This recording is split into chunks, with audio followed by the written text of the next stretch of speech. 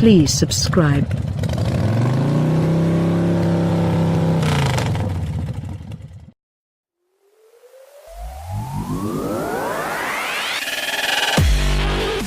Thanks to the digital special effects expertise in Hollywood, our eyes routinely experience impossible violations of the laws of physics, which sets an unnaturally high bar for astonishment when encountering the likes of the Bentley Continental Supersports, a leather-lined luxury two-door that weighs more than some full-size SUVs but can outrun a Corvette Stingray Grand Sport to 60 miles per hour. While your senses are telling you it's doing something magical, your brain wants to dismiss the evidence as if it were just another video and fast-forward. This sense of incongruity was only heightened by the Bentley's preternatural come as it did ridiculous things on our drive over roads outside Lisbon, Portugal, and on the track at Estoril, a former Formula One venue. Its maker claims the Supersports coupe takes only 3.4 seconds to reach 60 miles per hour, the same time we measured for a 707 horsepower Dodge Charger Hellcat and for the previous fastest Bentley, the limited edition GT3R. Yet there's no cloud of tar smoke, no tail wagging, no speedboating rear axle squat here. Just tap into its depth wells of power into work and the big all-wheel drive coupe shoots forward, and seems happy to keep it up for so long as the driver's courage holds out. Aerodynamic resistance finally wins at 209 miles per hour, Bentley says, asserting that this makes the Supersports not only the speediest Bentley ever but also the fastest four-seat automobile in the world. The same Continental as ever, only more so. In addition to the 209-mile-per-hour coupe, the Supersports also will be offered as a convertible rated for a top speed of 205 miles per hour. Customer demand will determine the body style mix of the 710-car production run, 250 of which will be allocated to America. The first coupes will be 2017 models, and the convertible will be added for 2018. The name Supersports also appeared on a 2009 to 2012 Continental, of which 1,900 were built. The first use was in 1925 when the name was Supersport, 2 words and singular.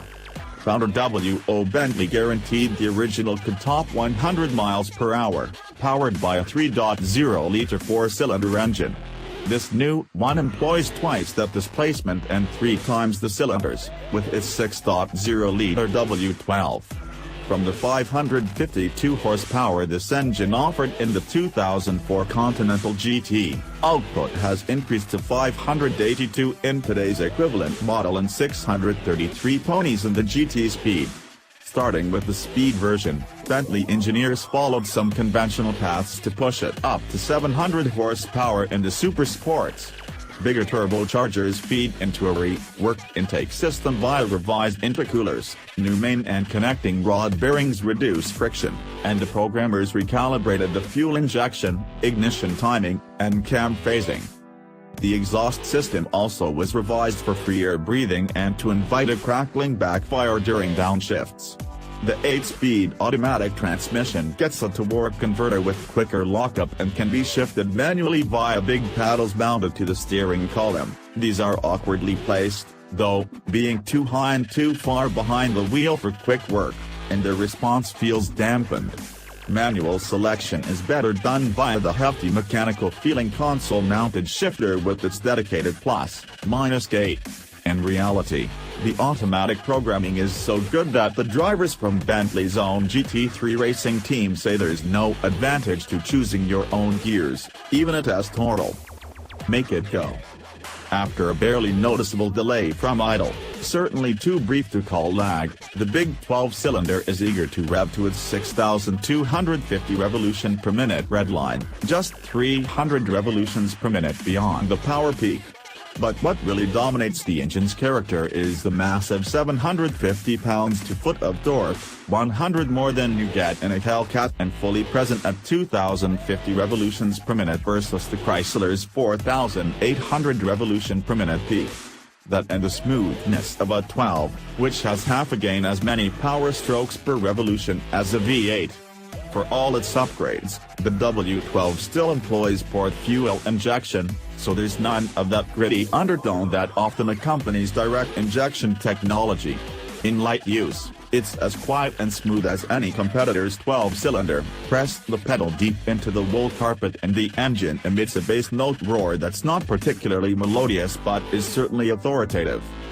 Given that the car costs about $300,000, odds are that most readers will only hear a Supersports from the outside anyway, where they'll be more entertained than is the driver by the exhaust crackle when the coupe downshifts. At least that's our impression from driving top-down in the convertible, in which the soundtrack spoke of performance. With the steel roof, though, the cabin is so well isolated that the exhaust noises seemed remote. Fuel economy? Surely you jest. The W12 in base form is equipped with cylinder deactivation, but that feature went over the side with the upgrade to speed specification. Expect an EPA city rating of 11 miles per gallon, which means Bentley owners will be purchasing a lot of premium-grade gasoline. And it turns. Aside from the drivetrain, the special effect that sets the Supersports apart from nearly all previous Continentals is that Bentley has adapted and improved upon the brake-based torque vectoring system it employed in the race car-inspired GT3R, a more dedicated performance model with the lighter twin-turbo V8 engine and only 2 seats. Making this W12 edition turn as well as it goes is a greater challenge, given its mass. Bentley admits to more than 5,000 pounds in coupe form and more than 5,400 for the convertible, and the coupe's front wheels are said to be burdened with 58% of the total. Even with the all-wheel drive system sending a default 60% of the torque to the rear, variable between 35 and 85%, nimble was never going to be in this car's vocabulary. By applying some braking force to the inside wheels when entering a corner, however, torque vectoring makes the Supersports turn in more promptly. You'll not mistake it for a sports car that dives for an apex, but this Grand Tourer can find that apex reliably. Lapping Estoril is an exercise in deliberation. Get all your braking done in a straight line, turn in late, and don't touch the throttle until you have your exit point lined up. Any other approach yields tires squealing under steam. In more usual circumstances, such as the back roads and the highways around Lisbon, the Supersports is fun and easy to place in corners or when you ask it to make a pass on a narrow 2-lane. The oligarch who wishes to make haste to his country retreat will be well served. The air spring suspension tuning, Bentley says, is firmer than in a Continental Speed and the Supersports rides 0.1 inch lower. The suspension is tunable across 4 steps ranging from comfort to sport. The differences among them are narrow, to the point that the distinction between the firmest and softest is nearly indiscernible. Even in sport mode, the ride over rough pavement is still exemplary. It feels as if the suspension flattens bumps in the road more than it absorbs such disruptions. Carbon ceramic brake discs the size of a flying saucer, well, nearly. The front rotors are 16.5 inches across and the rear's 14.0, are gripped by 8-piston front calipers but, surprisingly, only single-piston sliding calipers in back. They do a great job of hauling down this heavyweight from the speeds we saw, up to 150 miles per hour, but they were smoking profusely after 4 laps of the track. This is a GT, not a track day special. The brake pedal has longer travel and a softer feel than we'd like, but smoke aside, we noted no evident fade in hard use. We also noticed 2 missing items: dust accumulating on the 21-inch forged aluminum wheels, and the squeal and grinding sounds that often accompany carbon ceramic discs. Bentley CEO Wolfgang Derheimer credits the engineering of the brake pads for the absence of both annoyances, part of the attention to Bentley customers' desires. Striking interior. The Bentley's design has aged well, but it must be said that the Continental comes across very much as a product of 20th century thinking compared with more recent arrivals, including the Mercedes-AMG S65 Coupe, which is much more of a spaceship. The Continental Supersports has the high-end stones to make the S65 yield the left lane on those increasingly rare stretches of unlimited German autobahn long enough to make for a meaningful distinction between 200 miles per hour and 185 miles per hour, but it makes no pretense of driving itself at all. It won't take the wheel for you while you fiddle with your phone, and it won't slam on the brakes if you're too inattentive to notice stop traffic ahead. The infotainment system has a large storage capacity for your digital music or video collections, but its screen is small by modern luxury car standards. Something must be done to visually set apart such special editions, of course. The most obvious thing done to the Supersports was to append the wing to the coupe stack light. Together with the carbon fiber splitter at the front and a rear diffuser, the wing supposedly balances the aerodynamic lift at 200 plus miles per hour. Okay, there's an option to delete it, and we'd recommend any owner not planning to spend much time at 200 miles per hour do so. Other distinctions are a Supersports specific wheel design, black accents on the exterior, and a standard carbon fiber trim specification inside. The glossy, checkered pattern on the door panels was more handsome than we anticipated, although traditionalists can choose among several wood veneers or quilted leather.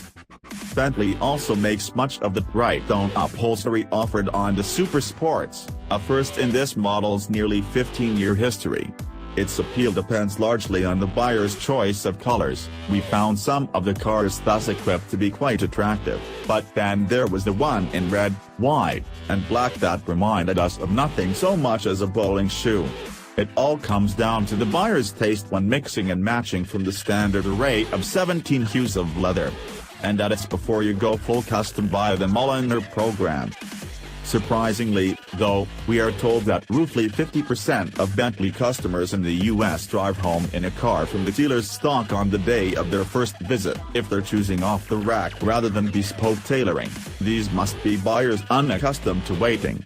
If it's immediate gratification thereafter, there's no Bentley that will get them up to speed quicker than the Supersports.